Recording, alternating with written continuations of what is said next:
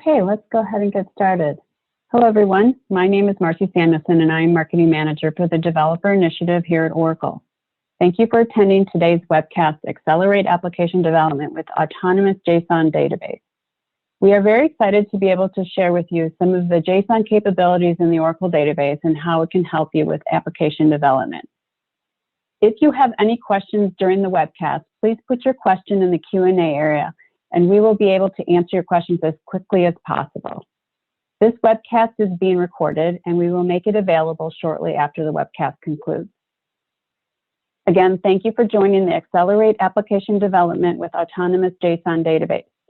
This webcast will be presented by Josh Spiegel, Oracle Software Engineer. At this point, I will turn it over to Josh. Thanks, Marcy. Can you still hear me okay? We can. All right. So today I'm going to talk about JSON in the Autonomous database and how you can query it with SQL and also access it from a Java program. So the overall strategy at Oracle is that we've been building a single converged database rather than separate specialized databases. So over the past decade or so, we've been building document store features into Oracle database instead of building a new separate JSON database. And to be clear here, we aren't saying that we think all your data should be in one database, but we're saying that there's technical benefits to having different types of data under one architecture. So the idea is you can have all these different data types, relational, document, graph, XML, and JSON, and then you can access and query that data together in a variety of different ways. But I'm really just focusing today on one of these data types, and that's JSON. So JSON's becoming more and more popular as a storage format.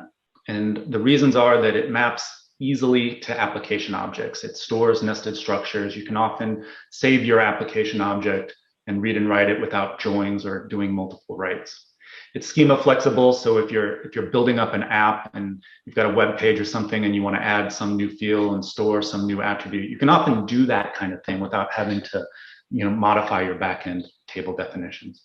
It's also a good exchange format. So if you're building an app that's comprised of multiple microservices, for example, a common thing is for those services to communicate with each other using JSON because it's a human readable format and it's supported by most programming languages. So the Autonomous database is the managed version of Oracle database. And the appeal of it is that it's very low maintenance. There's no install process. You don't have to manually back it up. It's secure by default and so on. And so last summer, we announced a new version of the Autonomous database called the Autonomous JSON database, or AJD for short. So AJD is intended for building scalable, interactive applications and microservices that primarily need to store JSON. And the main idea here is that it gives you most of the same benefits that you would get with a NoSQL document store. So, for example, you might be surprised to find that it's elastic. You can scale up and down the compute and storage without downtime as you need to. You can even enable auto scaling so that the compute capacity goes up automatically as the workload increases. We've seen other NoSQL data stores advertise that they can support single-digit latency at scale. And what they mean by this is that for small reads and writes, even when a lot of operations are going on in the database at once, they can keep the response time of those operations under 10 milliseconds. And so AJD can also do this, but it doesn't do it at the cost of durability of your data or consistency. It's highly available, and it's also priced to be very competitive with these other NoSQL stores. In fact, we very recently announced that we're providing it in the always free tier now, and I'll talk about that in 2 slides. But then beyond these typical NoSQL capabilities, you also get a lot of things that you wouldn't typically find in these other databases. even though you're storing your data natively as JSON, you still have full support for SQL. If you need it, you don't have to use SQL, but you can. So that allows you to do things like real-time analytics, joins, aggregation, all that good stuff. We've got ACID transactions, read committed consistency, advanced security features. Comes with a framework called ORDS for building up REST services over your data very easily, and that's all ready to go out of the box.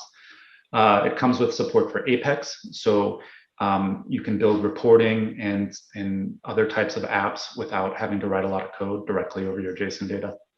And it also supports in-database full text search. So AJD is part of the autonomous family. And in particular, it's most similar to ATP, the transaction processing database. In fact, in the spirit of the converged database, we put all the JSON features that are in AJD, they're also in ATP. And the main difference is that with AJD, you're limited to 20 gigabytes of non-JSON data. So you can scale up your JSON data as high as you want to go. But for the other types of data, you're limited to just 20 gigabytes. But because of that restriction, if you're just storing JSON, we price it very competitively to be price competitive with these other NoSQL stores. And so new, as of last week, we made it available in the always free tier. So you can create an AJD instance with one OCPU and up to 20 gigabytes of storage completely free and free forever. So you can have that database forever. You won't pay a thing unless you explicitly decide to upgrade. So most today that I'm going to be doing a demonstration more so than slides. This link I have on this slide is for signing up for the Oracle Cloud. So you can go to this address and sign up if you haven't already done so. The way these accounts work is that for 30 days, you get these trial credits where you can go, provision any kind of thing you want to do. But that expires after a month. And then if you don't upgrade, then you're basically after that, you can create always free resources and those will work forever. Okay, so the first part of the demo, I'm going to show how to create one of these databases, and then I'm going to create a user that we're going to use to connect to throughout the demo. Let's see. So if you sign up and log in, you'll eventually be greeted with this screen here. And I'm going to click on this hamburger menu in the upper left-hand corner, and I'm going to click on Autonomous JSON Database. And so I'm going to click this big blue button that says Create Autonomous Database. And it asks a fairly minimal set of questions. So like a database name. For AJD, you would click on JSON. And if you want it to be an always free forever database, you click this button right here. And so you can see it locks you down to one CPU and two 20 gigabytes of storage. You can always upgrade that later if you decide to manually. So today I'm going to be talking about the built-in JSON data type. So you can do JSON in either 21 or 19, but the built-in JSON data type is only available in 21. So I'm going to select that.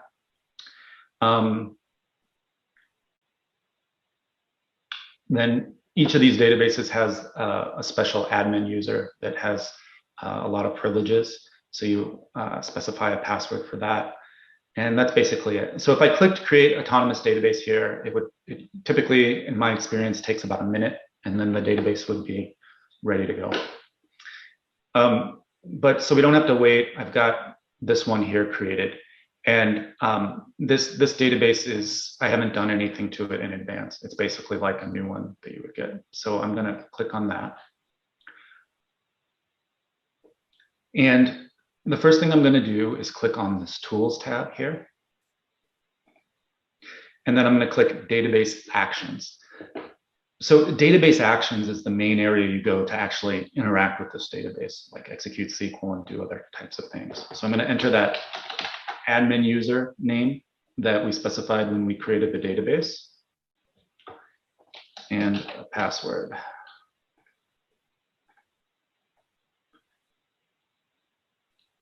So I could store data in this admin user if I wanted to, but we recommend that you don't have your apps connect as admin. You have it connect as a lower privileged user. So I'm going to create a user.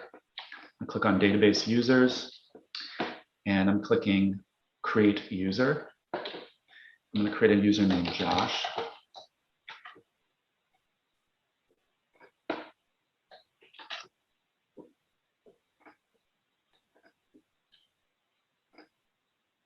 And I'm enabling it for web access so I can connect to it through these tools.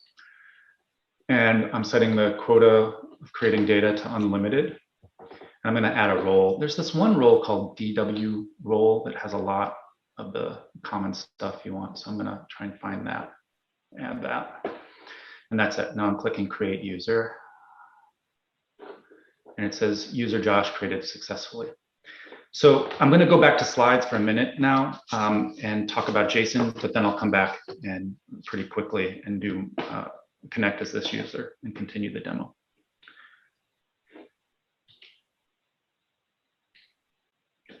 So in database 21, it introduces a new built-in SQL type for JSON data. The basic idea here is that you can declare table columns as type JSON to store your JSON data.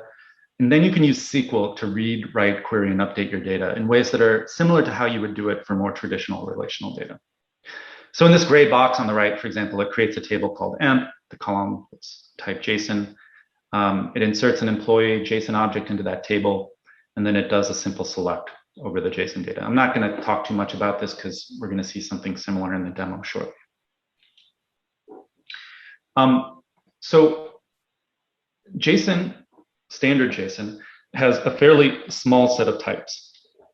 You have objects, you have arrays, strings, true, false, null, and number. But like other database, we've added some more primitive types that you can use, you can optionally use if you want to. So specifically, we've added the common SQL primitive types to JSON, including floating point numbers, timestamp date, interval types, and raw binary values. So in our case, the main reason that we added these extra types was that so you have relational rows can be mapped back and forth to JSON without losing information. So in the example in the gray box here, you've got a normal looking relational table, and it has a number, a timestamp, and a bar chart column. So JSON doesn't have timestamp, but we added it, right? So if I say select JSON star, which means just convert this row into a JSON object, I could get this JSON object. And then if I took that value and tried to convert it back to a row, I could do so without losing any of the information. We've also integrated SQL over these JSON type values. In general, anything you do over relational data with SQL, you can do over JSON data. For example, you can do joins, aggregation, projection. You can unnest nested JSON arrays. You can construct new JSON values. You can update nested values. The gray boxes here, again, show a couple of queries. I'm not going to spend too much time on it here because I'm going to show you things that look just like this in the demo. And so then finally, we've added a bunch of JSON functionality to Oracle's JDBC driver. So in 21C, JDBC includes a new package called oracle.sql.json. And this package includes facilities for working with JSON values from a Java program. So it's got a programmatic tree model that you can load your JSON into and interact with it programmatically. It's got stream-based event parsers and generators. You can these extra types I mentioned are accessible through these APIs. It supports both JSON text and OSIN. So OSIN is our binary JSON format that we store these values as, and I'll continue to talk about what OSIN is and what its benefits are as we go forward. And then in Java, there's these standard APIs for interacting with JSON, mainly JSON-P and JSON-B, and we support integration with those APIs as well. Okay, so I'm going to continue the demo now. So first thing I'm going to show you is I'm going to connect through this web tool, SQL Developer Web, and issue some SQL. And then after that, I'm going to connect to this database from a Java program. So I'm logged in this web browser tool right now as admin, but I want to log in as Josh. So I'm going to click this little square button down here to log in as Josh.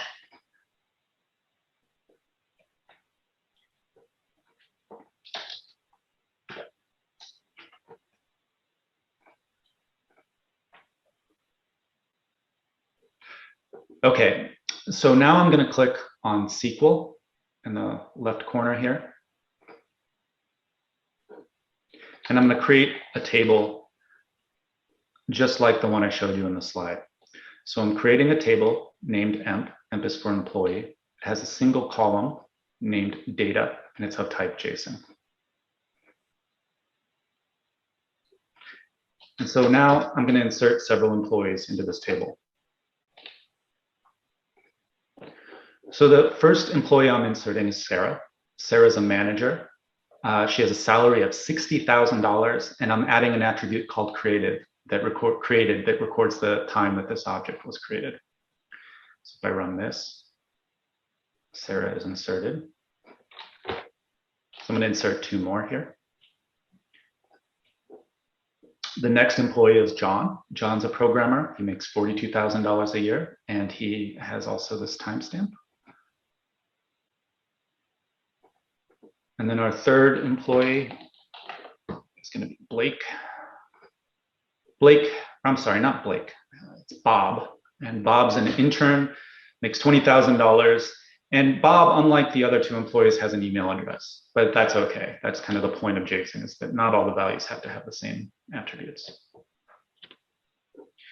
Okay, so we've created this table. We've inserted 3 rows into it. So now I'm going to select the data back out.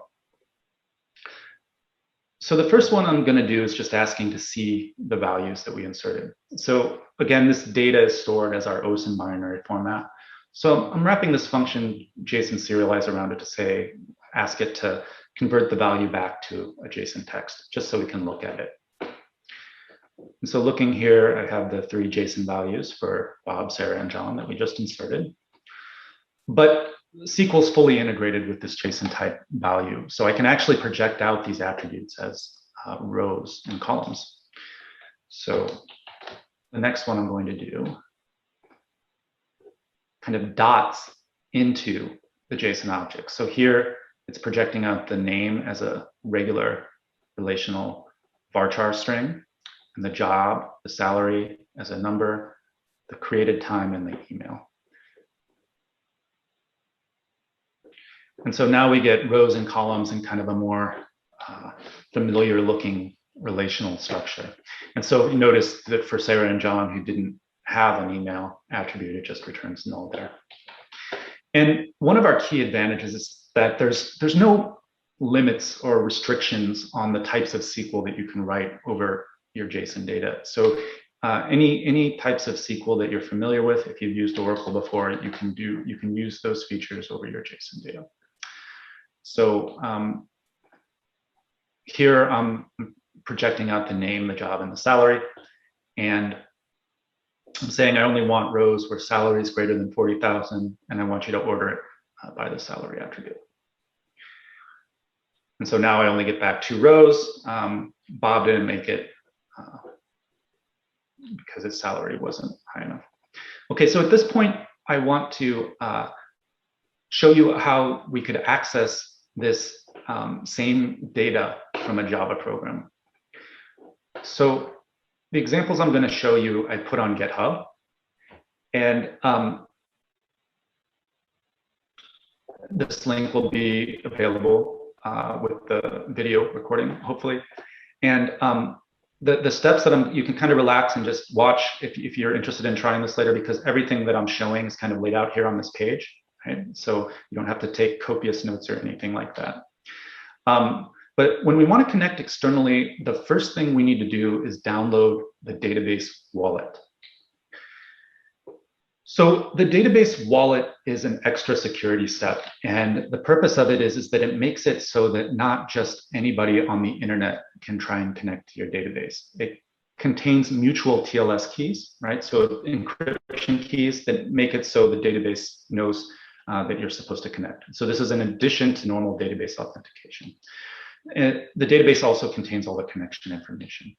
So I'm going to click this button here called DB Connection, and I'm going to click Download Wallet. And this is a password here. It's a new password. I'm just using the same one because it's a demo. But this is basically a password on the file to access the keys.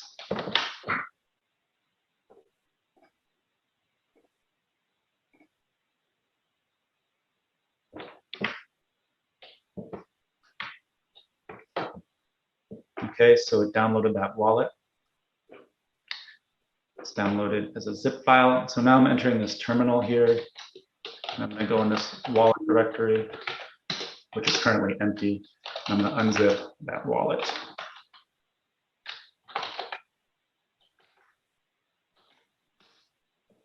Okay, and so there's a few different ways you can use this wallet to connect. The one I'm going to use is called a Java key store connection. And so to do that, I just have to modify a couple of properties here.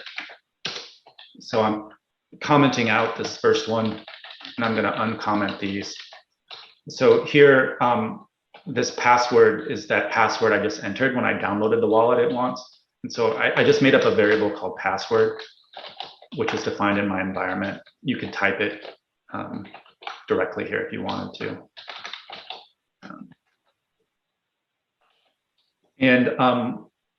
One more thing before we run the examples, I'm going to define a variable for my connection string. So this is just an environment variable called connection. And so this first part of the connection string is kind of boilerplate. It's always the same. And then I'm saying the user I want to connect at, this password.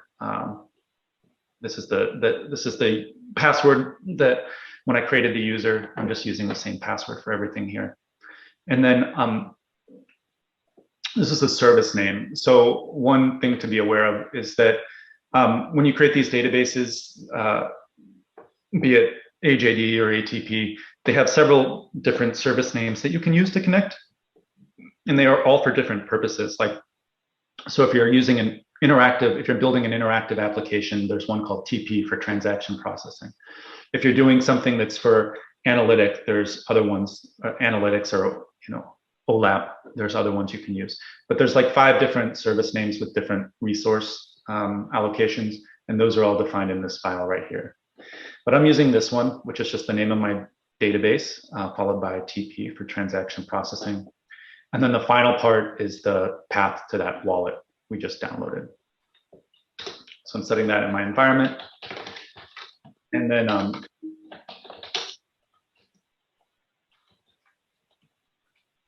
going to this directory called JDBC examples. Okay, so the one step in this whole thing I'm not showing you is that you have to download these this directory from GitHub. It's easy to do, and again, it's in the directions. You can just click this link right here. So you download these examples and extract them. Okay, so I'm going to run Maven package, and this is just a command that's going to build all the example code. Okay, so we should be ready to go here. If I did everything right. So I'm going to run the first example called get all. So get all, as you might suspect, it's very simple. It's getting a connection to the database. So it's passing in that connection string. I'm using connection pooling here. I mean, it's not really needed, but I just use it in these examples in case you copy and paste this code into your own program. Connection pooling will give better performance. So it gets a connection, and then I'm selecting the JSON column from that table we just created called emp, and then it's going to iterate over the results. At each iteration, it's going to ask that it get that column, that first column, as a string, and then it prints it out. So if I run this, and sometimes there's the laptop that I'm running these examples from is geographically far away from this database. Sometimes there's a little pause just because of geography. Normally, if you were building a real app, you'd want to have your application compute in somewhere closer in the data center closer to where your database is. And that's kind of a universal thing. But here we can see that we get back these 3 employees that we inserted from SQL Developer Web: Bob, Sarah, and John. So the next example I want to show is how we can insert more employees, but this time from a Java program.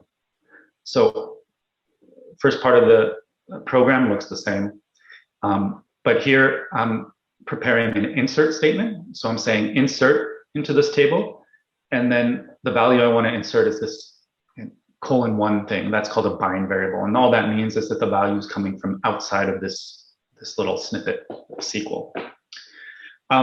So the first one is just taking a regular old JSON value as a Java string. This is Blake, he's another intern, and it's setting it to that first bind variable, and then it's executing it. So after line 38 here, Blake would be inserted into this table. And so the next one shows another way. So we have these tree model APIs that you can programmatically build up JSON values. So here it's constructing an empty object and putting the key value pairs into this object, and then executing again. So at line 48, the programmer Smith would also be inserted. And then finally, it's doing a similar thing, but this time it's pulling the JSON value from a file. So if I run this,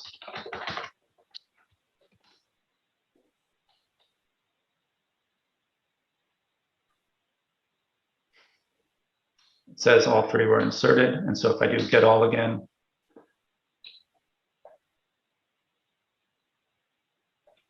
now I see I've got 3 more, 6 in total employees added to this. So the next thing I want to show you is how we could update one of these values if we wanted to make a change. I'm sorry, I jumped ahead. I'd actually like to show the filter first. So here, there's 2 interesting different things here. So one, it's only selecting some of the employees. Again, it's adding a salary predicate here. So it's saying I only want employees where the salary is greater than bind variable, and it sets that value to $30,000.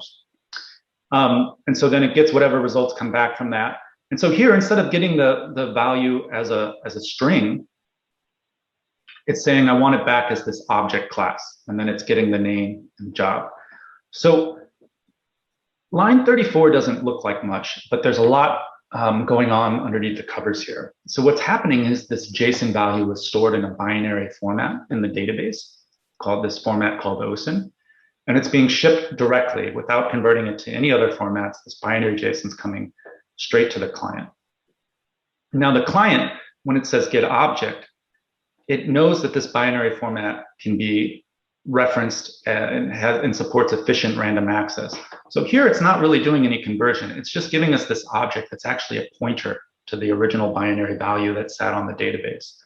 And so then when I do get name and get job, it can access these values without looking at any of the other data, which has performance benefits if these objects are large.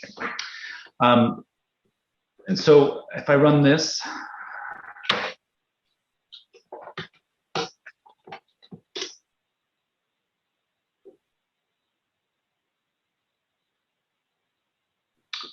I get the manager and 3 programmers. The 2 interns, Blake and Bob, didn't make the cut. Okay, so now I want to go back and show you the update. So this is what's called a full document replacement. So the first thing I'm doing is selecting Blake out of the database. So I'm pulling Blake, the full JSON object for Blake. So I get Blake here at line 39. And then I'm just printing out the object I got back. And so at this point, like I said before, this object here is pointing to a binary image sent from the server, and that's not updatable here at this point. So this line here just says, I want a mutable copy. I want a copy of this value that I can change. So it gets a copy of Blake here, and then it puts the salary, it changes it. It looks like Blake is getting a raise here. Then it creates another update statement, and it sets the JSON column equal to bind variable 1, which is this modified Blake value, and the second bind variable to the predicate that's saying, I only want you to change the value for the Blake object. and then it executes it, and his salary is updated.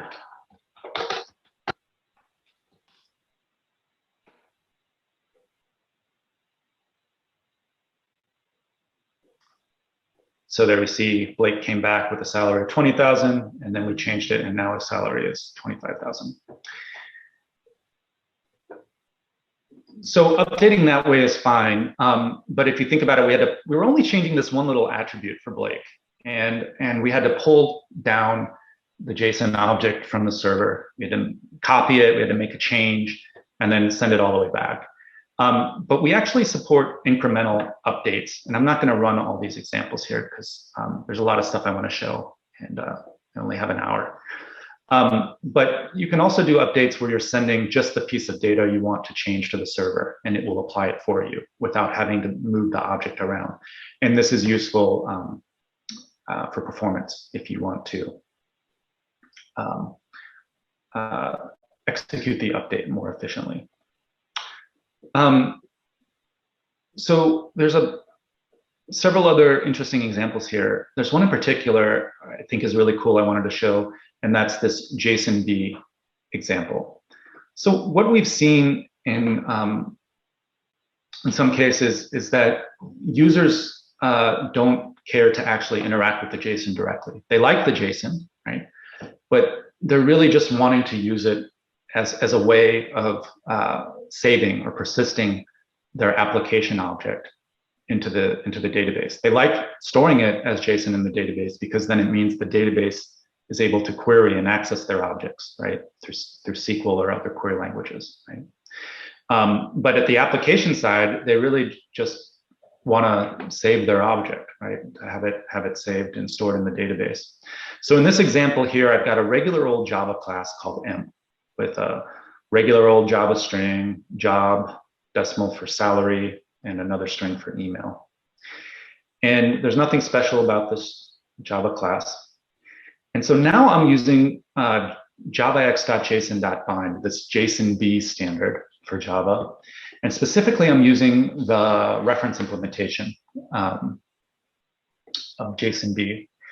And what JSON-B does is it's good at, it can take Java classes and automatically convert them to and from JSON. And so we've worked with their team. It's an open source project. And some of the guys work at Oracle. We've worked with their team to make it so that you can use JSON-B to convert your Java objects to and from this binary JSON format without even ever producing JSON text or parsing it. And that's really cool for two reasons, right? Is that JSON parsing and JSON serialization can often be expensive. And it also allows you to make use of extended types if you want to. So here it's newing up a new employee. This one's King, he's the president. And it's taking this, the magic line is right here, 92. It's taking this JSON library and saying, I want you to take this employee object and I want you to convert it by sending JSON events to this binary generator. So that whole employee object gets converted to OSIN. And so at the end, we have this binary value for this employee object. And then we can take that and insert it directly into the database, like we saw before. And the same thing when we select the value back out. The magic line here is at 109. It's saying, give me an instance of this employee class and take it from this JSON value that I got from the server. So I'll run this one.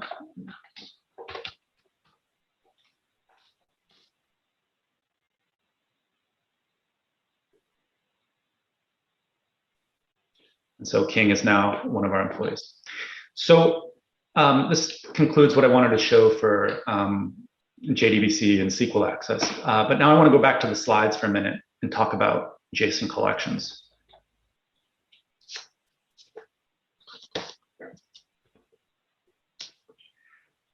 So when you're working only with JSON, we can make things simpler than you just saw using something called SODA. So SODA stands for Simple Oracle Document access. So with SOTA, you don't use tables, you don't use columns or SQL when working with it. Instead, data is modeled as a collection of JSON values or JSON documents. And you can do simple inserts, reads, and updates over these collections of JSON. But really, JSON collections need to be thought of as a simplifying view or an abstraction over tables.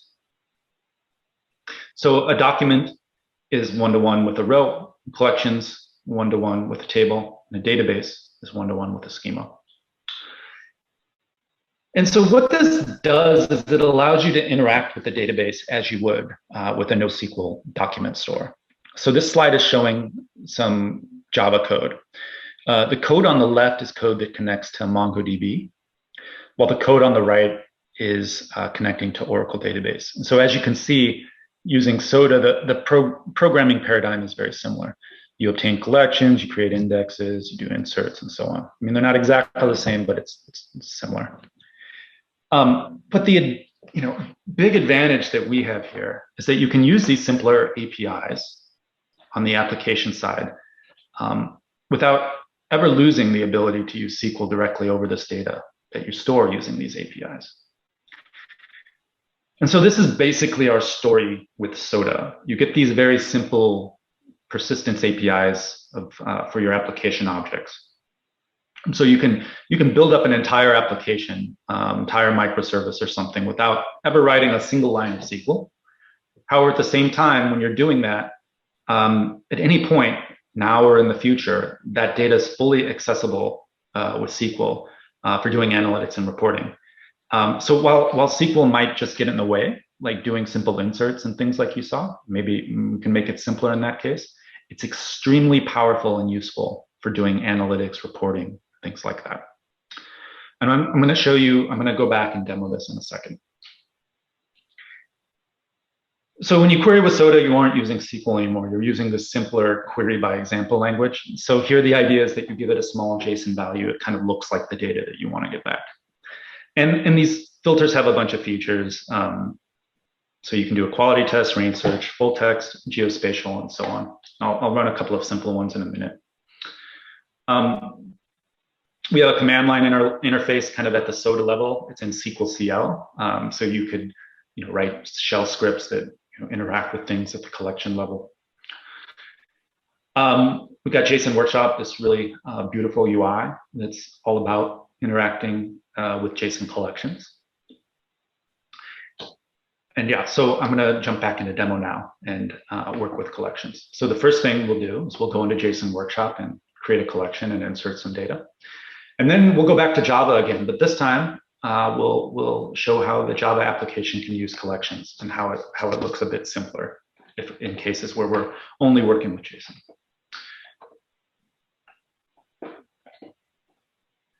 So I'm going back to this database actions page, and I'm clicking up here, hamburger menu.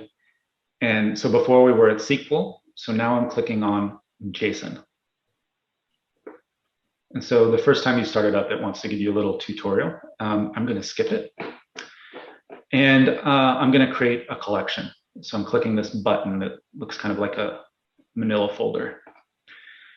Okay, so I'm going to do a similar thing that I just did before from the SQL level. I'm going to do, so we can see the parallels, I'm going to do the same thing using collections. But instead of calling it emp, I'm going to call it employees. So there's two different names, so we can tell what's the collection is and what's the table. But I'm going to do similar things. So I'm creating this collection called employees. It shows up over here. And so now I'm going to insert 3 employees into it. So now we're inserting Sarah, the manager again.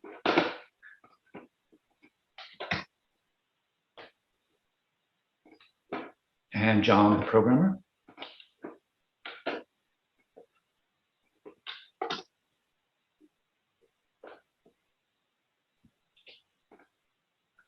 And Bob, the intern. So already you can see it's a little bit simpler, right? I'm not writing any SQL. I'm just giving it these JSON values I want it to insert.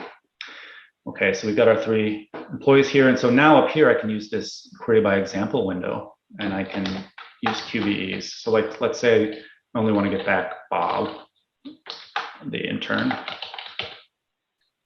So I'm giving it a little piece of JSON that looks like the JSON that I want to get back. So now we get back Bob, the intern. And as you saw on that slide, these things can get more complex. So here I'll do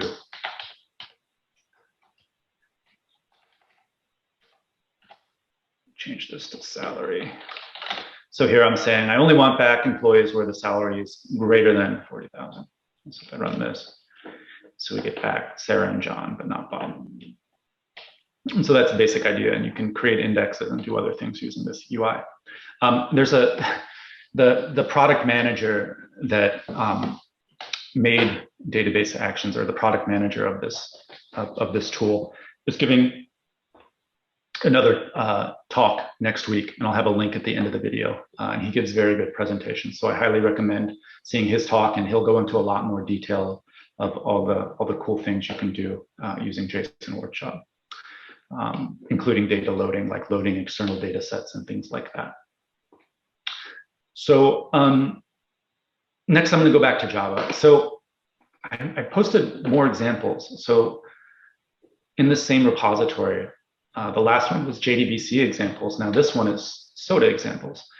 And the examples do similar things, right, on purpose, right? Because so we can now go in and do examples that are kind of similar like I showed before, but using collections. And we'll see how the code gets simpler.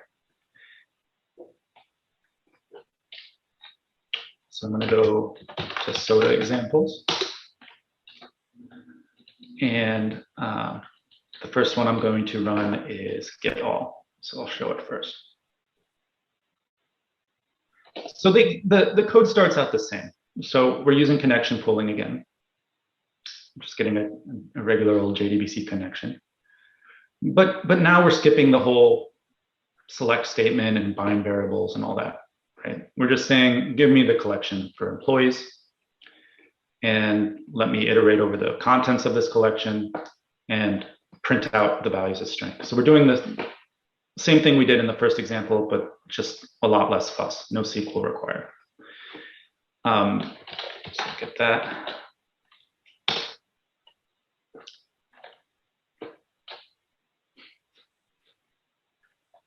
So there's our 3 employees. And so we can look at an insert.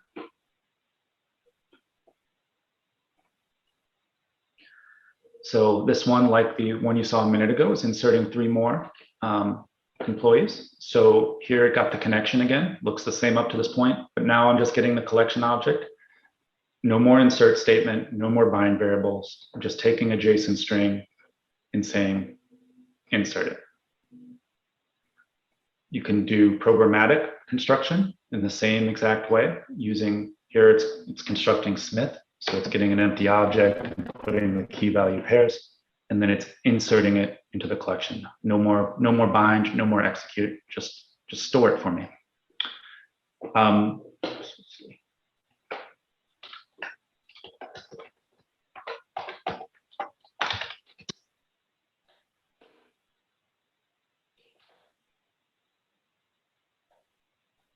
Okay. And likewise for filter, I'm not going to run all these, you get the idea. But so here, no more select statement, no more bind, I'm just passing it a QBE. And then I'm getting the JSON object similar to what I did before. Again, it's doing the same thing underneath the cover. It's just simplifying it for you if you're only working with JSON. So you get the same performance benefits. This is the binary JSON sent from the server, and it's printing out the name and job directly. Updates work the same way. No update statements, but you're just saying, you know, I want to replace the document that was there with this one. So simpler API in cases where you're working only with JSON. So what I do want to do now is I'm going to go back in a second, and I'm going to show how this data, even though we're inserting it into this collection, it's still accessible from SQL later on if we want to. But I want to do one thing first. So I've got this code here called add phone numbers. And what it's going to do is it's for each employee, it's going to add an array of phone numbers. Because so far, these employee objects have been very kind of boring, just to show the mechanics, but simple, right? So I'm adding a nested attribute that contains a JSON array. And that array will contain a mobile phone number and maybe a home number and maybe a work number. So I'm going to run this just so we have an array in this data.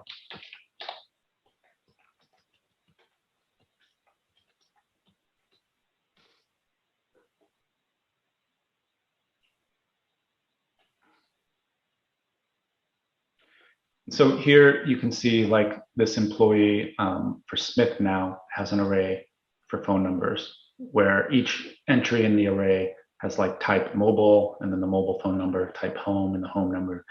And these numbers were all just kind of generated randomly by this program. And so I can get them back out, show you the Java program to access them real quick. So here, it's selecting the employee named Smith from the collection. And it doesn't really need a while loop here because there's only going to be one employee named Smith.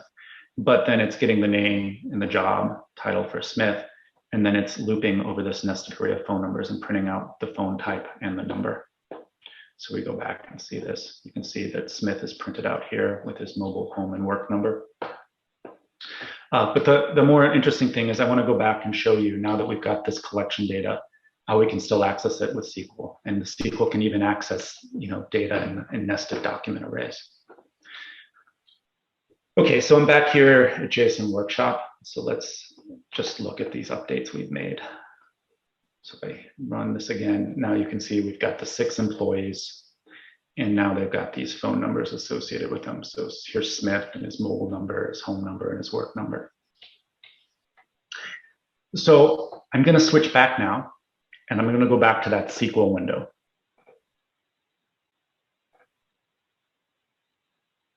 And so the thing to notice right away is now we're looking at tables again. We've got that emp table that we created at first manually with the data column, but also this new table showed up called employees. So this one has a bunch of housekeeping contents about the document in the collection. But then it's also got this JSON document column. And this column is a JSON type column, just like the data column that we created, right? And so anything we did with data, you can also do with this JSON document column. And so this table is the backing store for the collection. So I'm going to delete all this. Run some SQL over this collection table. So here's the first one. Just again, printing out the values. And there they are. See the phone numbers there.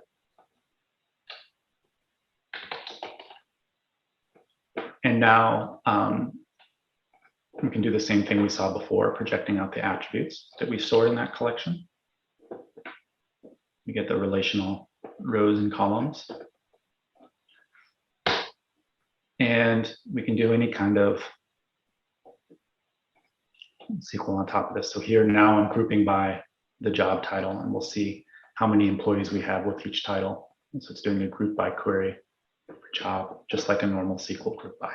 So now we see we have 3 programmers, a manager, and an intern. And so now, what about those arrays, right? We've got these nested arrays. How can that, because these objects are pretty close to rows, normal rows, right? They're flat. I mean, they're schema flexible, but they're still flat, like a normal relational row.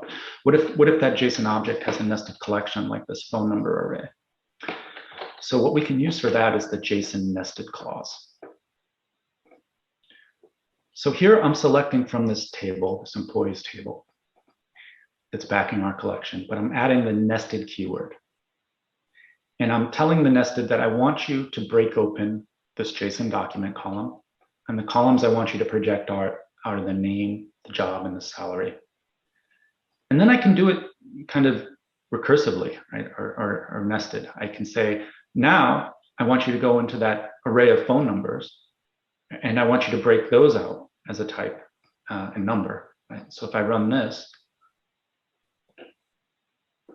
now I can get the rows and columns for each programmer, but I also get their phone numbers, right? And so employees that have in that array, like Smith, that have multiple values, their information, their employee information shows up in multiple rows, right? But then we get one for each of their phone numbers. I can also drill down directly into this nested array.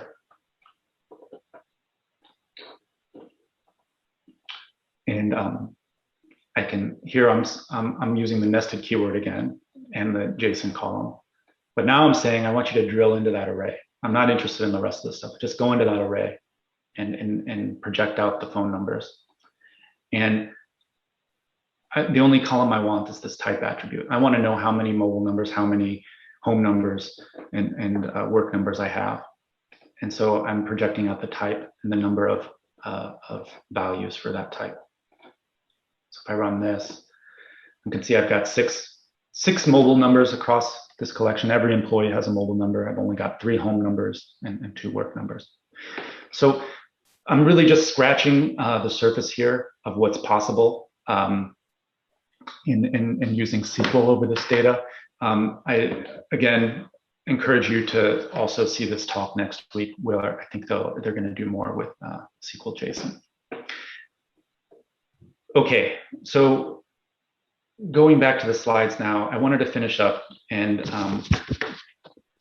kind of brag for 2 slides and then talk about performance and architecture a little bit.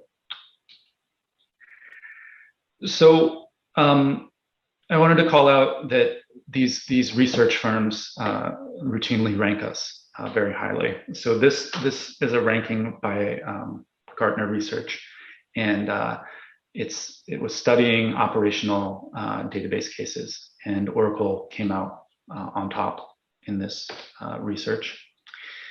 Here's another firm, Forrester, which was studying translytic databases. These are databases that are able to handle both analytic and operational or transactional use cases at the same time. So Oracle came out on top there. So I know this is kind of markety, so I'm going to stop soon. But I really want to talk about performance for a minute. So one perception that we fight against is that people tend to assume that you need no SQL database to scale up and get good performance. AJD gets very good performance. And so the first aspect I wanted to point out is the hardware. When you create an autonomous database, it's largely databases running across these Exadata racks. And so Exadata is made up of powerful hardware, and it's engineered from the ground up to be good at database processing. It has things like non-volatile memory, multiple cache tiers, and things like that. But the other perception that we fight against is that Oracle database is, mainly for relational data, and there's not much new here or any innovation related to JSON, and they're just asking people to throw JSON in a column. So we are, in some sense, just asking you to throw JSON in a column, but we've been modifying the database kernel code for over a decade to do JSON processing efficiently. So apps can transparently scale out for JSON processing. We do parallel query processing within a node, and we do predicate push down to the Exadata storage cells. We support native JSON indexing types, so you can do B-tree functional indexes, multi-valued index, full text indexes, geospatial directly over your JSON values. We have in-database result caching. We have cost-based optimization, and statistics gathering happens automatically, kind of autonomously, right? You don't have to worry too much about that stuff. And then a big advancement we've made is OSIN, this binary JSON storage format. It's very unique right now, right? In that it's designed not only to speed up ingestion and retrieval, getting and putting your documents, but it also makes it much faster to query your data. So it does efficient in-place random access on both the server and client. It compresses, so there's less I/O and transfer costs. It has a collapsible address space, and it does dictionary encoding. It's kind of hard to do all this justice in just a few minutes, but if you're skeptical and you want to know the gory details, there's two main database conferences, two main research conferences for database. And one's BLDB and one's SIGMOD. And so this summer in BLDB, we published, it's a peer-reviewed conference. We published this paper listed here, and you can go out and download it, and it just lays out in gory details, how we're able to get good performance like we do. So with OSINT, if we have one of these programmers like we used in the demo, the idea is that if there's a path expression on the server, like the ones you saw me use from SQL, that we have the OSINT sitting and laid out in a way with these jump offsets that this can be evaluated, and we can get the name of this programmer without looking at the rest of the object. This becomes meaningful in terms of performance if these values are bigger, right? We can access parts of the document without looking at the rest. But we go further than this, and when you select this JSON object from the database, it's sent over the network to the client as is, right? There's no conversions that happen as this value is sent to the client. And then in the Java program, as you saw me do, it plays the same trick underneath the covers. So if I'm getting this programmer's name with one of these getter methods, it does the same thing. It jumps directly to the value without having to look at the rest of the document. So using OSINT also leads towards compression. This slide is showing 11 user documents. Well, most of them are documents from customers. Two or three of them are from public data sets. But it's showing documents of varying size. And as you get further right, the documents get bigger. And for the smaller documents, it tends to be a wash. The size of the OSINT versus the BSIN versus the JSON is all about the same. But as the documents get bigger, you tend to get some compression with OSINT. And for documents bigger than a megabyte, you get a lot of compression. And this is meaningful because it means there's less data sent over the network, and there's less data that has to be stored, and that leads to performance benefits.